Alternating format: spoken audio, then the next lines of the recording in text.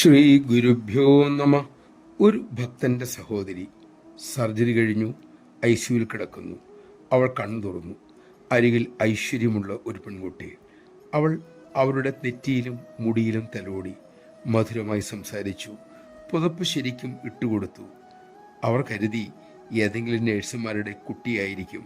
അല്ലെങ്കിൽ എങ്ങനെയാണ് ഐസിയുവിൽ കയറാൻ സാധിക്കുക? സംസാരിക്കാറായപ്പോൾ അവർ ആ കുഞ്ഞിൻ്റെ പേരും വീടും തിരക്കി.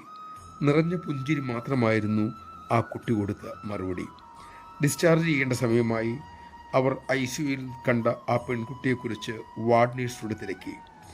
വാർഡ് നേഴ്സ് പറഞ്ഞു, അങ്ങനെയൊരു കുട്ടി ഇവിടെ ഇല്ല. മാത്രമല്ല ഐസിയുവിൽ മറ്റാർക്കും കയറാൻ സാധ്യമല്ല.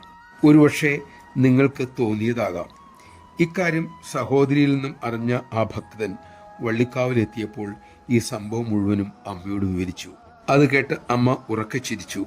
പിന്നീട് സമീപം ഉള്ളവരോടായി അത്ഭുതത്തോടെ തിരക്കി, ആരായിരിക്കും ആ പെൺകുട്ടി? നമഃശിവായ.